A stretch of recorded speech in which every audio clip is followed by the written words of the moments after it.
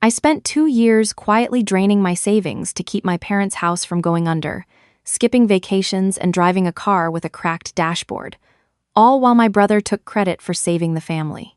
At Christmas dinner, when my father raised a glass to toast him as the man who held us all together, I smiled, set down my fork, and asked one question that made my sister-in-law knock over her wine glass. What unraveled next is something I am still processing months later, but I need you to understand how we got there. Make sure you're subscribed, because this one doesn't end where you think it will. And hey, before we get into it, where in the world are you watching from today? Drop it in the comments. I always love knowing. I almost didn't go. That thought replayed in my head the entire 4-hour drive from Pittsburgh to my parents' house in rural Virginia. My knuckles were pale on the steering wheel, my eyes gritty from a week of back-to-back year-end closings at the firm. I was a licensed CPA specializing in forensic auditing for small and mid-sized businesses. December was essentially a slow-motion disaster for my schedule every single year.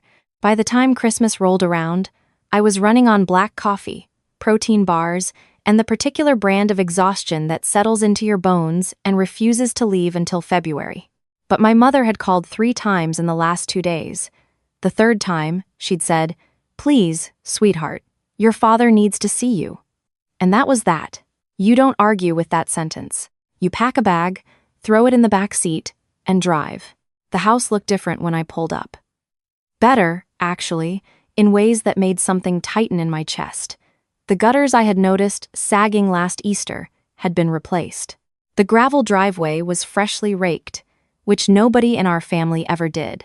There were lights strung along the porch railing in clean, even rows, the kind that required a ladder and actual effort. My father's truck was in the driveway, and next to it sat a black Escalade with dealer tags that I knew for a fact did not belong to either of my parents. I sat in the car for a moment before going in. 2 years ago, my father had a mild heart attack during a routine Monday morning in October. He was 61. His doctor told him in very clear terms that continuing to work the overnight shifts at the distribution center would be a death sentence, slow or fast, pick your pace. My father chose to retire. What my father did not know at the time, and what my mother told me in hushed, mortified tones 3 weeks later, was that between a second mortgage he had taken out in 2017 without telling anyone, and a series of bad decisions on a brokerage account he had opened on the advice of a coworker, they were in serious financial trouble.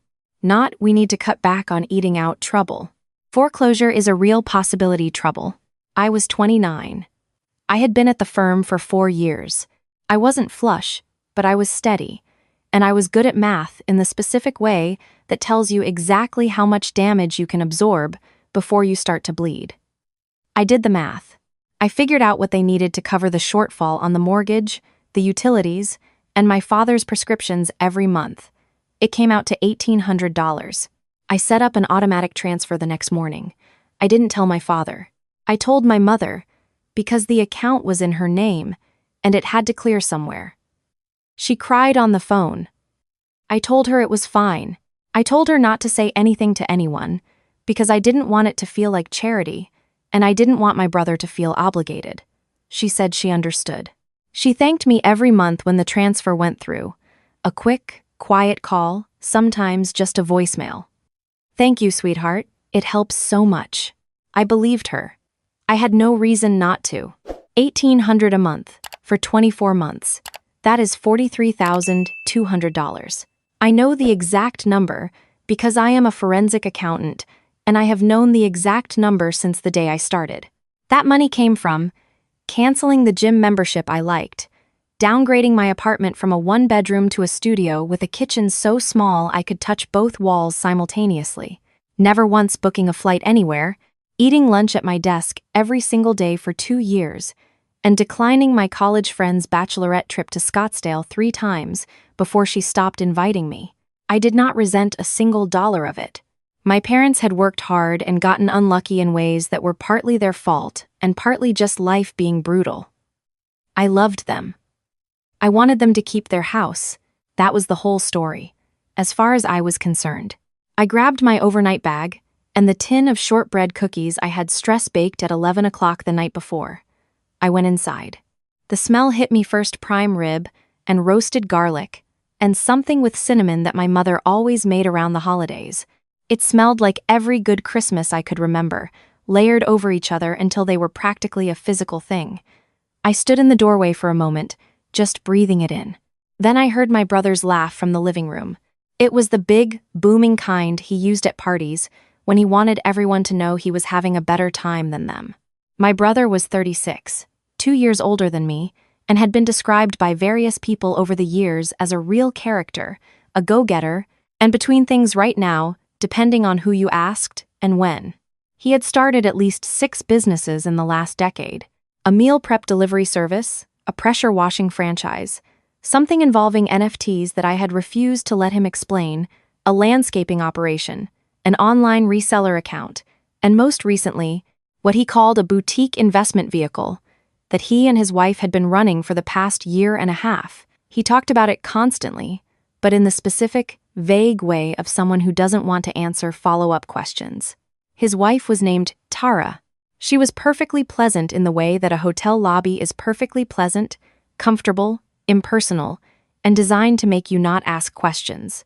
I walked into the living room, and my father was the first one to look up. His face did the thing it had been doing since the heart attack, softening a little too quickly, like the muscle underneath had gotten loose. He smiled at me and said, "There she is." He said it warmly. He always said it warmly. I wasn't expecting what came next. My brother stood up from the couch and crossed the room to hug me before I'd fully processed the scene. He smelled like expensive cologne and had a haircut that looked recent. Behind him, Tara was perched on the arm of my father's chair, legs crossed, holding a glass of red wine that was probably not the grocery store kind. "Maya," my brother said, squeezing my shoulder, "you look exhausted." "December," I said. "You work too hard." This was a thing he said to me often. It had never once occurred to him that this was because one of us had to. Dinner was set for 6. There were candles on the table, real ones, and my mother had pulled out the good napkins that usually lived in a drawer and came out approximately twice a year. My father sat at the head of the table. He looked better than he had at Thanksgiving, which relieved me more than I wanted to admit. The prescriptions were working. He was sleeping. He had color back in his face. My brother and Tara sat across from me. He had brought a bottle of scotch that he placed very deliberately next to my father's glass, the label facing out. He mentioned, twice, that it was the 18-year aged single malt. My father looked genuinely pleased. The meal was good. For a little while, it was just good. My mother brought out the prime rib and my father started carving, and I thought, maybe this is just a nice Christmas dinner. Maybe I just drive home tomorrow with a bag of leftovers and go back to my desk and it's fine. Maybe I was catastrophizing in the car because I was tired. Then my father set down the carving knife, picked up his glass, and cleared his throat. "Before we eat," he said, "I want to say something." My mother froze. Just for half a second, just a flicker. I noticed it because I notice things. "This has been a hard couple of years," my father said. His voice had the deliberate weight of someone who had been rehearsing this. "You know that. I haven't been able to carry this family the way I wanted to. That's hard for a man to sit with." He paused. He looked at his hands around the base of the glass. "But I have been so proud watching the two of you step up." I sat a little straighter. "Your brother," my father said, lifting his gaze to look past me, at my brother, has been handling things behind the scenes in ways that most people in this family don't even know about. He's been making sure your mother and I don't lose what we built. He's been carrying this family on his back without complaining, without asking for recognition, just doing what needed to be done. My brother dropped his chin and gave a humble smile. He actually gave a humble smile. I watched the corners of his mouth do it. I watched Tara reach over and squeeze his hand. "I want to raise a glass," my father said, voice getting thick, "to my son. Thank you for being the man this family needed." Everyone at the table lifted their glass. My mother lifted hers. Tara's eyes were wet, which I found remarkable. I sat there with my glass in my hand, and I didn't drink. Nobody noticed. Or if they did, they said nothing. My father turned to look at me then, and for a moment I thought he was going to include me in something, that the next sentence was going to balance out what he had just said. He looked at me for a long breath. "Maya," he said, "you've always been independent. That's a good thing. I just hope you know that family comes first. Not everyone shows up when things get hard." The silence at the table had a shape to it. I set my glass down. The forensic auditor in me, the part that spent 10 hours a day looking for discrepancies in financial records, was already awake and running. It had been awake since the Escalade in the driveway with the dealer tags. It had been running since my mother froze when my father started talking. "What do you mean?" I said, keeping my voice completely flat. "When you say he's been handling things." My father blinked at me. "Handling things. The mortgage, the bills. He's been covering what I couldn't." I looked at my brother. He was cutting his prime rib. His jaw was relaxed. His shoulders were relaxed. He looked like a man who had gotten away with something so long, he had forgotten there was anything to get away with. "How?" I asked. My brother looked up then. Something shifted behind his eyes. Fast, almost invisible. "Transfers from the business account," he said. "Direct deposits. You know how it is." "I don't, actually," I said. "Walk me through it." "Maya." My mother's voice had a warning in it. "It's Christmas," Tara said, with the pleasant smile of someone who wanted the conversation to go in a different direction. "I'm just curious," I said. "Because Mom and I set up an account together 2 years ago specifically for this purpose. I'd love to know how the business deposits are structured." My brother put down his fork. He looked at me with a smile that was a millimeter too tight. "You know what your problem is. You've always needed everything to be about the numbers. Not everything is a spreadsheet, Maya." "Financial transactions kind of are, though," I said. "This is a family dinner," my mother said, louder now. "I know," I said. "I drove 4 hours." My father was looking at my brother with an expression I hadn't seen him wear before. It wasn't anger yet. It was the early stage of something, a confusion that was beginning to curl at the edges. "You've been depositing money into the account?" my father asked him. "The mortgage account? Every month?" "Absolutely," my brother said, without missing a beat. "Every single month, Tara can tell you." Tara nodded. "We talked about it together," she said. "It was important to us." I reached into my pocket and took out my phone. I did it slowly, because in my line of work you learn that speed reads as aggression and slowness reads as certainty, and certainty is more powerful than aggression in any room. "Put the phone away," my mother said immediately. "In a second," I said.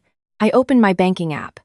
I navigated to the joint account that my mother and I had set up 24 months ago. The account I had been funding every single month, $1,800 on the first, with the memo line that read, "Mom and Dad home." I scrolled to the deposits tab. I already knew what I was going to find. Some part of me had known since the driveway, but knowing it in the abstract and seeing it as line items in a live banking application are two different things. And I needed to see it. 24 deposits. All from my account. All labeled the same way. The total was right there, 43,200. Clean and arithmetically perfect. Not one deposit from my brother. Not one transfer from a business account. Not one wire from anything labeled with his name, or Tara's name, or whatever entity he was currently operating under. Not a single dollar. "That's interesting," I said. "What?" my father asked. I turned the phone around and placed it in the center of the table, where everyone could see the screen. "I'm looking at the last 24 months of deposits into the account Mom and I set up for the mortgage and bills," I said. "Every deposit has my name on it. Every single one." I looked at my brother. "I don't see yours." The table went very quiet. My brother leaned forward to look at the screen. He squinted. Then he leaned back and crossed his arms. "That's not the right account," he said. "We use a different one." Mom set up a secondary account. I looked at my mother. Her face told me everything I needed to know before she said a word. She was staring at the tablecloth. She was not eating. Her left hand was pressed flat against the fabric, like she was trying to hold the surface of the table still. "Mom," I said gently, "is there a secondary account?" She started. "Is there a secondary account?" I asked again. She pressed her lips together and shook her head, very slightly. My brother made a sound that was supposed to be a laugh. "Okay, so maybe I transferred directly to the mortgage company instead of through the account. You know what? I don't have to justify my financial contributions to you. You're not my accountant. Did you? My father asked him. His voice had changed. What? Did you transfer directly to the mortgage company? My brother looked at Tara. She looked at the wall. The business accounts are complicated right now. There are quarters where cash flow. Did you ever send them $1? My father asked. The silence after that question lasted a very long time. My brother picked up his scotch glass and drank from it. He set it back down. He looked at the middle of the table and said nothing. I was already pulling up the mortgage portal on my phone. I had set up the online account for my parents, myself, 2 years ago, because neither of them was particularly comfortable managing it. I had my login saved in my password manager. The page loaded in about 8 seconds. I looked at the payment history. Dad, I said carefully, when did you last see a physical mortgage statement? He frowned. Your mother handles the mail. She said they switched to paperless. They did switch to paperless, I said. That's correct. I paused. I looked at my mother. Mom, the last payment on record here is October. My mother's chair scraped back from the table, not all the way, just a few inches, like she was preparing to stand up, and then changed her mind. It's December, my father said. I know. We're 2 months behind? I looked at the screen again and scrolled down. I was thorough by training and by instinct, and I had learned over a decade in this field that the thing you find when you look one level deeper is almost always worse than what you found at the first level. I found it 3 lines down. 2 months behind on the mortgage, I said slowly. Plus, a notice sent in November regarding a home equity line of credit that was opened in April. I looked up. Dad, did you open a home equity line of credit in April? My father stared at me. No, a home equity line of credit, I said again. In your name, with a current balance of $22,000, opened in April of this year. My father stood up. He didn't do it dramatically.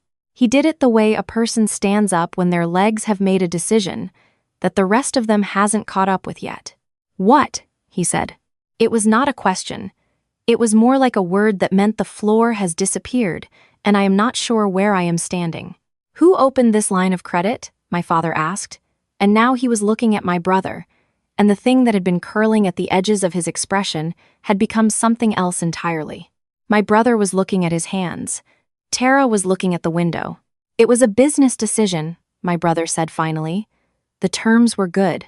I was going to pay it back before you ever.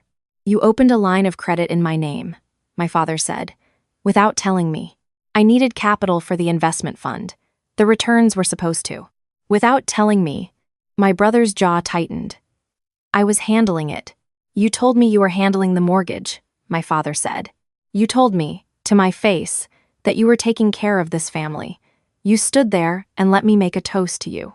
I was going to fix it, my brother said. The fund is in a lockup period. We can't liquidate until Q2. Once that clears, everything gets paid back. The line of credit, the mortgage arrears, everything. I just needed Mom to float the mortgage payments for a few months, and she said, I didn't say that. My mother's voice came out small and fractured. I said I would ask Maya. You said you had it handled. I said I would figure it out. She looked up at my father, and her eyes were red. I was going to tell you. I just didn't want you to worry. Your heart. Don't, my father said. Do not make this about my heart. I had been sitting very still while this happened, which is what I do when I am processing. My hands were folded on the table in front of me. My phone was still displaying the mortgage portal. $22,000 on a home equity line. 2 missed mortgage payments. And somewhere upstream of all of this, $43,000 of my money that had kept this house functional while my brother spent 2 years telling my father a story. What investment fund? I asked. My brother looked at me. The way someone looks at a splinter they know they're going to have to deal with eventually. The boutique investment vehicle, I said. You mentioned it at Thanksgiving last year. What's the actual name of the entity? Why does that matter right now? Because there's $22,000 borrowed against Dad's house that was allegedly invested in it, I said. I want to know where the money went. It's in a lockup period. What's the name of the fund? Tara uncrossed her legs and recrossed them in the other direction. She was looking at her wine glass like it contained a specific answer she needed. Meridian Capital Partners, my brother said. I pulled up the Secretary of State business registry for Virginia on my phone. It took about 45 seconds. I searched the name. There's no registered entity in Virginia under that name, I said. It's registered in Delaware, he said immediately. I searched Delaware. I found a Meridian Capital Partners LLC registered in Delaware in March of the previous year. Listed manager. My brother's full name. Listed registered agent. A third-party incorporation service. It's registered, I said. 1 year and 8 months old. Do you have a current balance statement for the fund? It's a lockup period. I told you. We can't. A statement showing the current value of assets under management, I said. Not a withdrawal. Just a document showing what's in the fund. My brother picked up his scotch glass again. He didn't drink from it. He just held it. I don't have it on me, he said. Is there an asset custodian? I asked. A prime broker? A third-party administrator? His jaw moved once. We self-custody. I looked at my father. He was still standing. He was looking at his son the way people sometimes look at a place they have lived for a long time when they realize it was never quite what they thought it was. A self-custodied fund, with no third-party administrator and no verifiable balance statement, I said, keeping my voice very neutral, is not a fund. It's a bank account with a name on it. And given that the home equity line opened in April, has a balance of $22,000, and there is no corresponding asset or return to show for it. I made investments, my brother said, and now there was a heat coming into his voice. You don't know everything about my finances. You're not infallible. You're just a CPA who lives alone in a studio apartment and thinks that makes her better than everyone. I never said that, I said. You didn't have to. The money that went into the fund, I said, was it only the home equity line, or were there other sources? The question landed in the room and stayed there. Tara set her wine glass down on the table. She stood up. I need some air, she said, and she walked toward the kitchen. My brother watched her go. How much of the monthly deposits from my account got redirected? I asked. I kept my voice low. I kept it even. I was not angry in the way that makes a person loud. I was angry in the way that makes a person precise. I sent $1,800 every month. The mortgage is $1,400. That leaves $400. Where did it go? My brother said nothing. Mom, I said. My mother pressed both hands over her face. Mom, I said again. She lowered her hands. Her makeup was ruined. She looked exhausted and ashamed in equal measure. And underneath both of those things, she looked like a woman who had been managing a situation for so long, she had forgotten what it felt like not to. He needed startup capital, she said. In the beginning, when it was first launching, he said it was just a short-term loan from the family account. He said he'd pay it back. How much? I asked. She didn't answer. Mom, how much? The first time, $6,000, she said. And then there were a few other times. He kept saying the returns were coming. He kept saying January. Then he said March. Then he said Q3. She pulled the napkin off her lap and pressed it to her eye. I didn't want to upset your father. His blood pressure. How much total? I asked. She was crying now, quietly, in the way that women of her generation cry when they are ashamed, which is barely at all, just a slight wetting of the eyes and a tightening of the throat. I think around 14,000, she said. Over the last year and a half. I did the math. 14,000 from the monthly deposits I had been sending, plus 22,000 from the home equity line he had opened without my father's knowledge, plus 2 missed mortgage payments at $1,400 each, plus whatever had accumulated in interest and late fees. The 22,000 from the home equity line, I said. Is it gone? My brother looked at me. His face was doing something I had never seen it do before. The performance had stopped. Underneath it was something younger and less composed, something that looked like a person who had been running very fast for a very long time and had just run out of ground. Most of it, he said. The investments? He was quiet for a long time. They didn't perform the way I expected, he said. I looked at my father. He was still standing at the head of the table. He was looking at his son, and the expression on his face was one of the most complicated things I had ever seen on a human face. It was grief and rage, and something that might have been recognition, the specific recognition of a person who has been told a story for so long that they forgot to question whether it was true. My father sat back down. He sat down heavily, the way a much older man sits down, and he put his hands on the table in front of him, and he looked at them. "You let me toast you," he said. My brother said nothing. "I stood up at this table," my father said, "and I thanked you. In front of your mother, in front of your sister. I thanked you for taking care of this family. I said you were the man we needed." He paused. "I said your sister didn't show up." "Dad," my brother started. "Don't." My father's voice was quiet and absolute. "Don't say anything right now." He turned and looked at me. His eyes were wet in the corners, and he was blinking more than usual. The particular blinking of a person who will not let themselves cry at the dinner table. "Tell me what we need to do," he said. I pulled my laptop out of my bag and set it on the table. We worked for 2 hours. I ran a full credit check on both of my parents. The home equity line was the largest item, but it was not the only item. There was a store credit card in my mother's name that had been opened in February with a balance of $4,100. There were 2 months of utilities that had gone to collections. The total damage, across everything, came to just under $38,000 in accumulated debt and arrears, not counting the $43,000 I had already sent over the previous 2 years. While I was running numbers, my brother and Tara packed their bags in the guest room. There was no dramatic confrontation about it. My father told them, in the kitchen, in a voice I could not fully hear from the dining room table, that they needed to leave tonight, and that further conversation would happen through attorneys if it happened at all. There was an argument. Tara's voice rose. My brother's voice rose. My father's voice did not rise at all, which in my experience is more frightening than any volume. They left at 9:15. The Escalade backed out of the driveway, and its taillights disappeared around the bend in the road. My mother came and sat down next to me at the dining room table.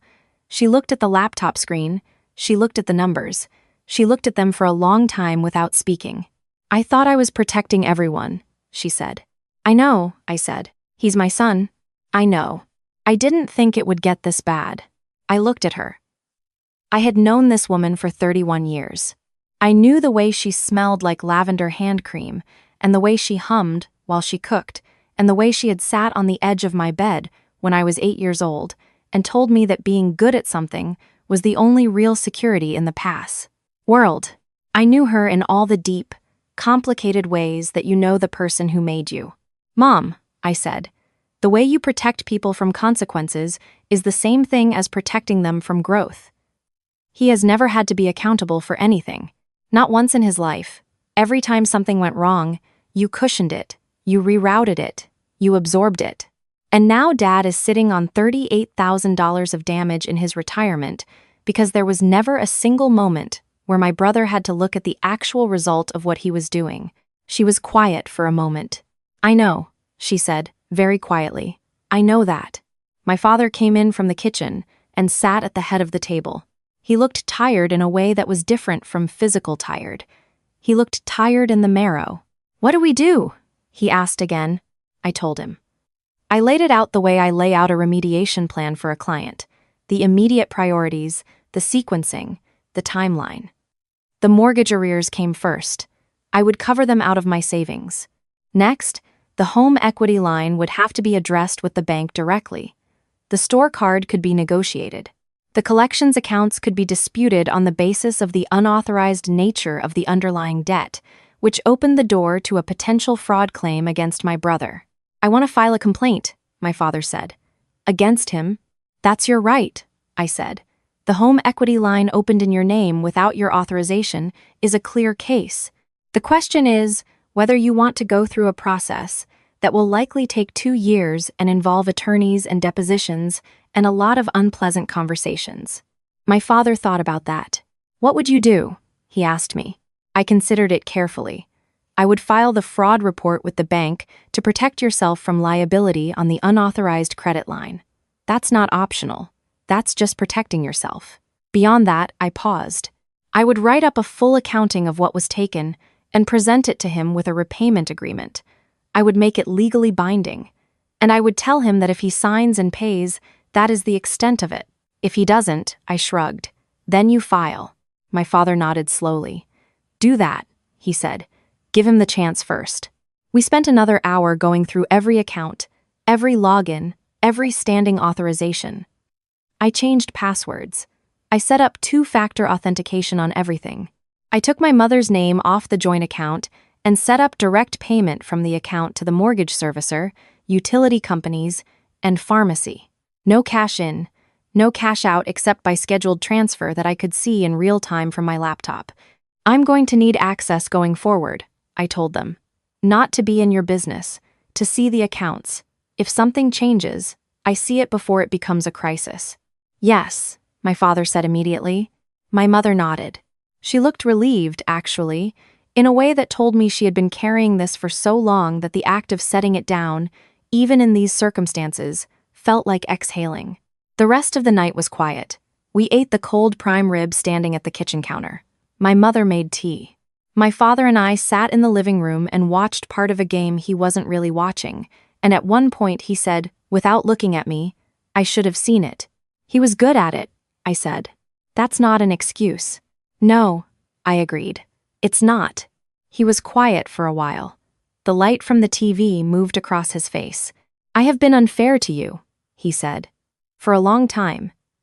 I think I have always held you to a higher standard because I trusted you more. Does that make any sense? A little, I said. It's not fair. No, I said again. But I'll take it over the alternative. He looked at me then. He looked at me the way a person looks at someone they are seeing clearly, maybe for the first time in a long time, and his expression was something I had not seen directed at me in years. It was uncomplicated. It was just pride, plain and clean, with nothing over it. Thank you, he said, for the 2 years, for coming tonight, for all of it. I nodded. I did not trust myself to say much. That was 4 months ago. The mortgage is current. The fraud claim on the home equity line was filed, and the bank is processing it. My brother signed the repayment agreement 3 weeks after Christmas, after his attorney reviewed the documentation I had put together, which was comprehensive enough that there was not a serious counterargument to be made. The repayment is structured over 5 years, with a lien on his vehicle as collateral.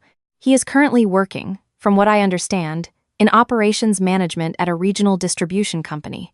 The boutique investment fund website is no longer live. Tara filed for divorce in February. I visited my parents last month. The gutters look good. The driveway was clean. My father was doing physical therapy for his knee and complaining about it cheerfully, which I have learned to recognize as a sign that he is doing well. We sat on the porch with coffee, and he pointed out a pair of cedar waxwings on the bare branch of the elm tree near the road, and we watched them for a while without talking. You know what I keep thinking about, he said. What? That dinner, he said.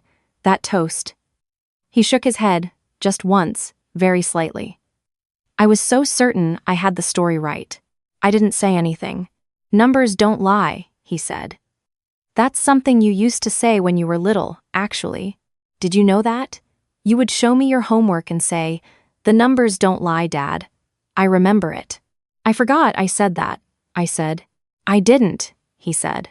I drove home that afternoon with the windows down even though it was barely 50 degrees because the cold air felt good after a long winter, and the highway was clear, and I was not rushing toward anything or away from anything for the first time in a very long time. I had not needed a toast. I had not needed a Christmas dinner to go smoothly, or a father to raise a glass at the right moment. I had needed the truth, and the truth had come out the only way it ever really does in the numbers, patient and irrefutable. Waiting at the bottom of a bank statement for someone to look. I had looked, that was all.